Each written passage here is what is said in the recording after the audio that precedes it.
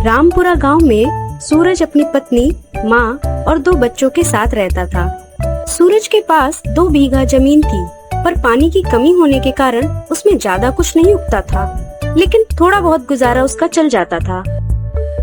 पिछले साल गांव में सूखा पड़ गया था। बादल आते और हवा के साथ चले जाते, लेकिन पानी की एक बूंद भी जमीन पर नहीं पड़ी थी। पर उसको असली झटका तब लगा, बीज और खाद के लिए पैसे चाहिए थे। बैंक में खाता था, पर बैंक ने लोन देने से मना कर दिया था। पिछला छोटा सा कर्ज बाकी था, उसे पहले चुकाइए, ये बैंक वालों का कहना था।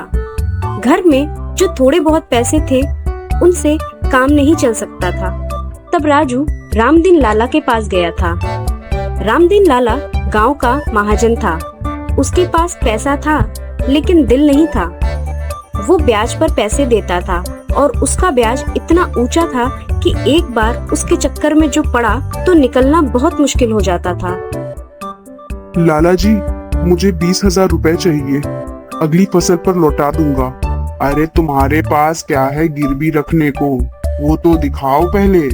लाला जी, 2 बीघा जमीन है और बाकी तो सब आपसे क्या ही छुपा है। जमीन? सिर्फ जमीन है तुम्हारी?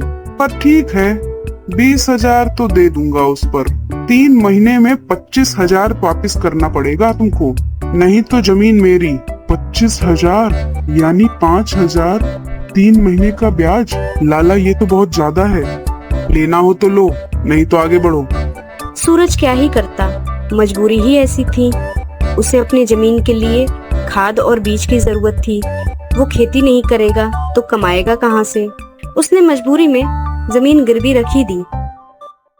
जैसे ही सूरज घर पहुंचा, उसने देखा माँ की तबीयत बहुत ज्यादा खराब है और डॉक्टर उनका इलाज कर रहा है। अरे आ गए, इतनी देर कहाँ लगा दी? माँ की तबीयत बहुत ज्यादा खराब थी, मैंने डॉक्टर को बुला लिया। अब देखो क्या बताते हैं डॉक्टर। आपकी माँ को डायलिसिस की जरूरत पड़ सकती है। इनको किडनी की समस्या हो गई है।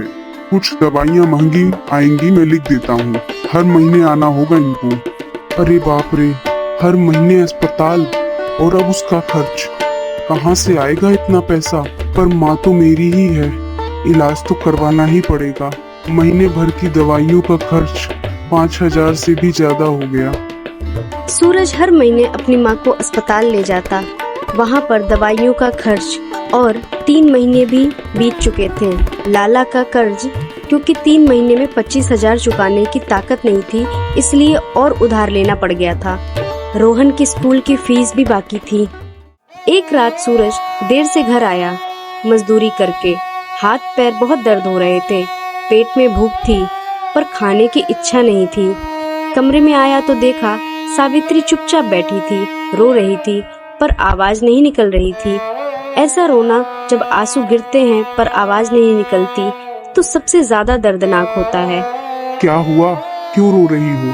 कुछ नहीं, जैसे तो तुम्हें कुछ पता ही नहीं है। कर्ज पर कर्ज बढ़ता जा रहा है। अब तो मुझे कुछ समझ नहीं आ रहा है कि ये कर्ज हम लोग चुकाएंगे कैसे। लाला हर महीने आकर कुछ न कुछ बातें सुना जाता है। ऊपर से तुम्हारी माँ की ये जिम्मेदारी, ये खर्च, दवाइयों का खर्च। चिंता मत करो सावित्री, कभी अच्छे दिन भी आएंगे। यही सुनते सुनते सालों बीत गए। अच्छे दिन आएंगे, अच्छे दिन आएंगे, कब आएंगे? जरूर आएंगे, सब्र करो। अब रामदीन लाला का कर्ज 80,000 हो गया था। एक दिन लाला अपने 2 आदमियों को लेकर सूरज के घर आया। सूरज, बाहर निकल, पैसे वापस कर मेरे। लाला जी, थोड़ा और वक्त दे दो, इस बार की फसल अच्छी नहीं हुई। बारिश तो हुई, लेकिन बहुत देर में हुई। जब जरूरत ही नहीं थी तो सारी फसल बर्बाद हो गई। अगली फसल पर पक्का दे दूंगा। अगली फसल, अगली फसल, यही कहते कहते मैं तेरा 2 साल से देख रहा हूँ। हर बार यही कहते हो। मैंने तुम्हें 80,000 दिए हैं, अब या तो पैसे दो या जमीन दो। लाला जी, यही जमीन तो है मेरे पास, वो भी चली गई तो हम कहाँ जाएंगे? यह मेरी समस्या नहीं है। 7 दिन में पैसे चाहिए, वरना जमीन की रजिस्ट्री लेकर आओ। लाला वहाँ से चला गया। सूरज वहीं खड़े खड़े बैठ गया। बेटा, जो श्याम पर भरोसा करता है तो उसका रास्ता वो खुद निकालता है। सूरज को कुछ नहीं समझ आ रहा था। उसको इतनी चिंता थी कि उसका मन कड़वाहट से भर गया था। कौन सा श्याम, कहाँ का भगवान? अगर कोई भगवान होता तो क्या इस हाल में मुझे छोड़ देता?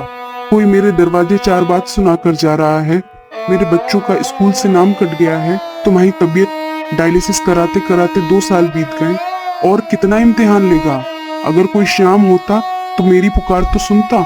अरे मेरी छोड़ो, तुम तो दिन रात श्याम बाबा करती रहती हो, तुम्हारी तो सुनता। एक रात जब सूरज छत पर लेटा हुआ था और वो आसमान की तरफ देख रहा था, भगवान, अगर तू सच में है तो मेरे साथ ये सब क्यों हो रहा है? मैंने क्या किया था? मैं तो बस मेहनत करता हूँ, ईमानदारी से जीता हूँ, अपने परिवार को प्यार करता हूँ, उनकी देखभाल करता हूँ, तो फिर मुझे ये सजा क्यों मिल रही है भगवान? माँ बीमार है, बच्चे भूखे रहते हैं, बीबी रोती रहती है, जमीन जाने वाली है। अगर तू देख रहा है तो कुछ करता क्यों नहीं? उस रात सूरज को भगवान पर से भरोसा उठ गया था। एक दिन माँ की तबीयत बहुत ज्यादा खराब हो गई थी। अब दवाइयों का भी असर होना बंद हो गया था। बेटा, मुझे माफ कर दो। माँ, ऐसा मत कहो, तुम माफी क्यों मांग रही हो? बेटा, मुझे ठीक करते करते तू कर्जे पे कर्जे लेता गया, लेकिन मेरी दवाइयाँ करवाना तूने बंद नहीं किया। मैं तुझ पर बोझ बनती गई बेटा। तेरे बच्चे का स्कूल भी छूट गया, सब कुछ बर्बाद हो गया। मेरी बीमारी में पैसा तुमने पानी की तरह लगाया, कर्जे पे कर्जा लेकर। मुझे माफ कर दे बेटा।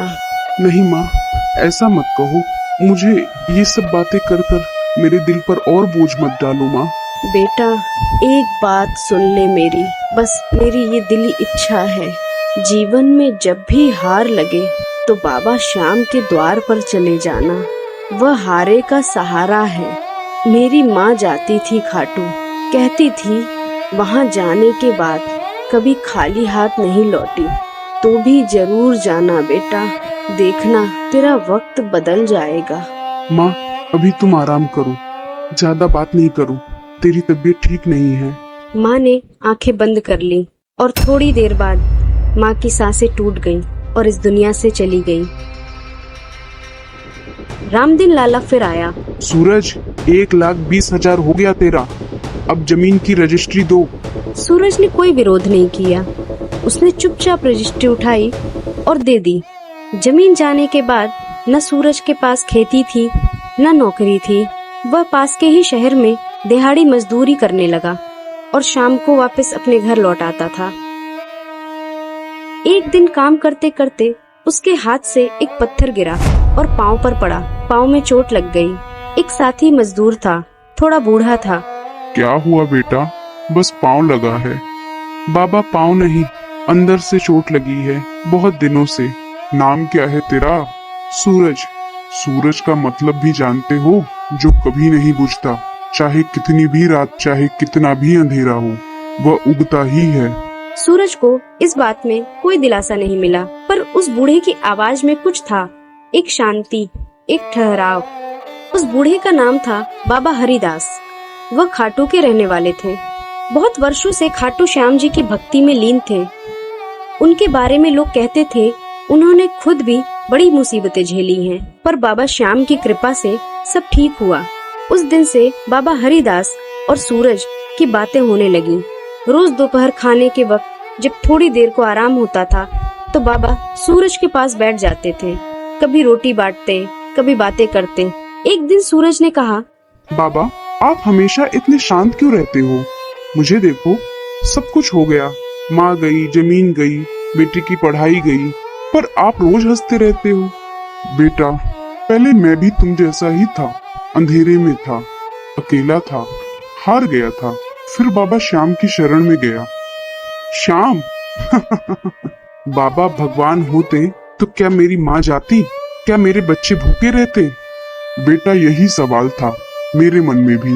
पर एक बात बताओ, तुमने खाटू में कभी खुद जाकर पूछा, या बस अंधेरे में बैठकर शिकायतें ही करते रहे? बाबा श्याम हारे का सहारा है, पर वो तभी मिलते हैं जब हम खुद उनके पास जाते हैं। दूर से आवाज लगाने से वो नहीं मिलते। उस दिन से बाबा हरिदास ने सूरज को खाटू श्याम जी के बारे में बताना शुरू किया।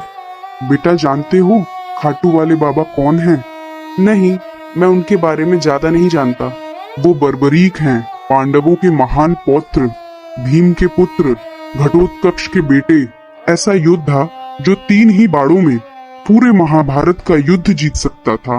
बर्बरीक की माँ ने उन्हें शिक्षा दी थी कि युद्ध में हमेशा कमजोर का साथ देना, जो हार रहा हो उसका साथ देना। तो फिर बाबा क्या हुआ? जब महाभारत का युद्ध होने लगा था, बर्बरीक भी युद्ध में जाना चाहते थे।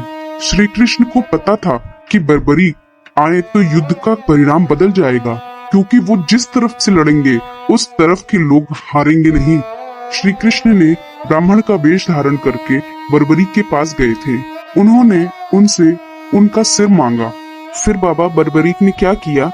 उन्होंने अपना सिर काटकर श्री कृष्ण के सामने रख दिया, पर पहले अपनी एक इच्छा मांगी कि महाभारत का युद्ध देखना है। श्री कृष्ण ने उन्हें वरदान दिया कि ऐसे ऊंचे स्थान पर उनका सिर रखा जाएगा जहां से वो पूरा युद्ध देख सकेंगे। इतनी बड़े दानवीर की भक्ति करते हो तुम लोग। हाँ, और इसीलिए वो श्याम है। उन्होंने अपना सर्वत्र दे दिया।